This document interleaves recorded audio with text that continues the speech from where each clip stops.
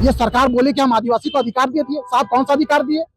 हम तो पूरी की पूरी पैसा की जो नियमावली की कॉपी हमने पढ़ लिया, बार बार बोल रही है कि आप ये कौन सा पैसा को राज्य में आप पास करने का काम किया। इस प्रदेश की जनता बोल रही है कि आपने आदिवासी समाज को धोखा देने का काम किया है। जो लूट खसूट के जो मंसूबे हैं, वो चाहे बालू घाट पर पैसा उगाही करना हो, चाहे बालू पत्थर गिट्टी पे करना हो या जमीन पे करना हो, ये अधिकारी को आगे करके अपने मंसूबों को पूरा करना चाहती है।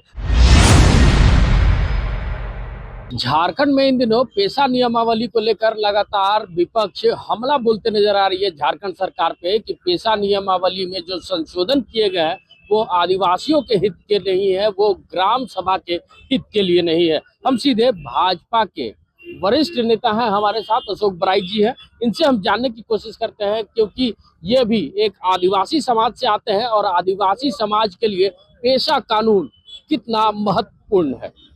क्या कहेंगे अशोक जी, लगातार पेशा कानून को लेकर आप मुखरता से आवाज उठाते नजर आ रहे हैं, झारखंड सरकार को घेरने का काम कर रहे हैं। देखिए, पेशा कानून 1996 देश की संसद ने पास किया था और उसकी मूल भाव थी कि देश की जो रूढ़िवादी परंपरा है, जो कस्टमरी लॉ है, उसको पूरे प्रदेश भर के जो भी शेड्यूल्ड स्टेट रहेंगे, देश भर में 5th शेड्यूल स्टेट की संख्या 10 है, उसमें से उड़ीसा और झारखंड में ही सिर्फ पेशा कानून लागू नहीं हुई थी।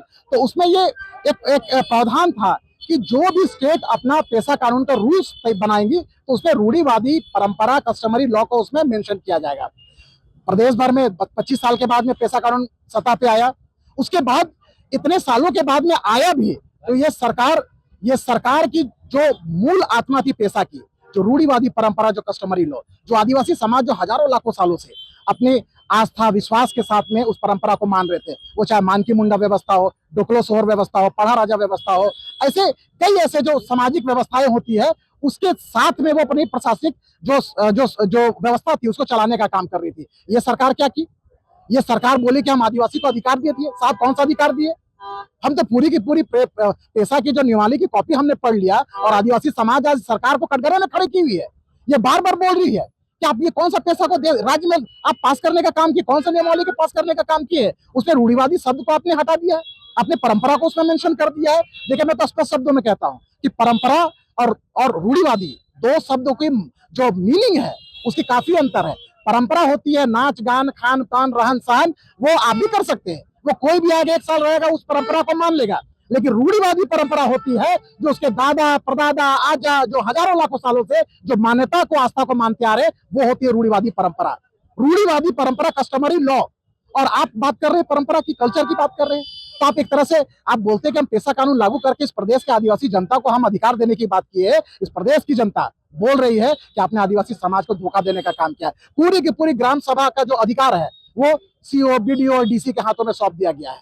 और मैं तो उदाहरण भी देना चाहता हूँ कि आज का अखबार में मैंने कई विज्ञापनों में देखा है कि इन लोगों ने बालू घाट की नीलामी को लेकर सिमडेगा में एक विज्ञापन निकाला है। तो यही तो हम प्रश्न कर रहे हैं कि आप जब एक तरफ बोले कि हम पेशा की नियमावली को पास कर दिए हैं, तो आप बिना पेशा को इस प्रदेश में लागू किए हुए उसके बिना बालू घाट की नीलामी कैसे कर रहे हैं? क्योंकि बालू घाट की नीलामी कराने का जो अधिकार है वो ग्राम सभा को रहता है, लघु खनिज का अधिकार वो ग्राम सभा को होता है। तो आप एक तरफ बोल रहे हैं कि हम आदिवासी समाज को अधिकार दिए हैं और दूसरी तरफ उसका अधिकार छीनने की बात कर रहे हैं। हम तो एक शब्दों में इस पेशा कानून का हम परिभाषा करेंगे कि ये पेशा कानून आदिवासियों के लिए नहीं है, ये प्रशासनिक पेशा कानून है जो अधिकारियों को मजबूत करता है, ताकि अधिकारी जो भ्रष्ट अधिकारी है उसके जो मंसूबे हैं, जो लूट खसूट के जो मंसूबे हैं, वो चाहे बालू घाट पर पैसा उगाही करना हो, चाहे बालू पत्थर गिट्टी पे करना हो या जमीन पे करना हो, ये अधिकारी को आगे करके अपने मंसूबों को पूरा करना चाहती है। तो ये पेशा को भारतीय जनता पार्टी स्वीकार नहीं करती है। हम विरोध करेंगे सड़क में भी, सदन में भी, और आदिवासी समाज के भावना के अनुरूप हम मांग करते रहेंगे कि रूढ़िवादी शब्द को मेंशन करे और ग्राम सभा को सशक्त करे, उसको मजबूत करे, उसको अधिकार दे,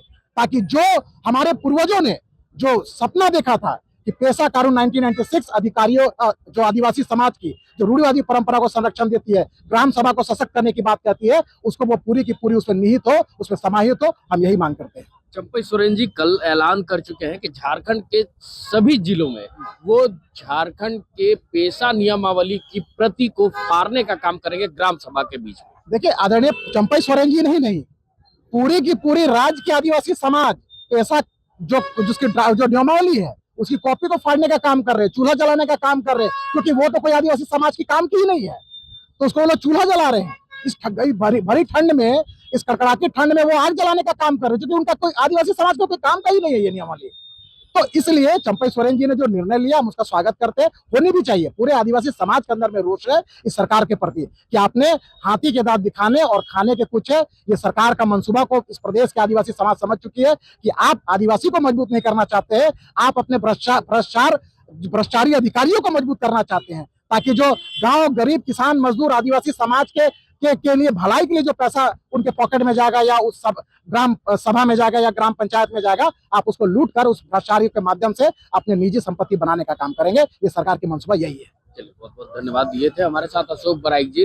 मुखरता से आवाज उठाते नजर आ रहे थे कि झारखंड में पेशा नियमावली जो बनाई गई है झारखंड सरकार की तरफ से, जो कैबिनेट में पास किया गया है, उसको लेकर काफी त्रुटियां हैं। वो ग्राम सभा के हक के अधिकारों को छीनने का काम कर रही है। केवल झारखंड के अधिकारियों के हित के लिए ये पेशा नियमावली बनाई गई है।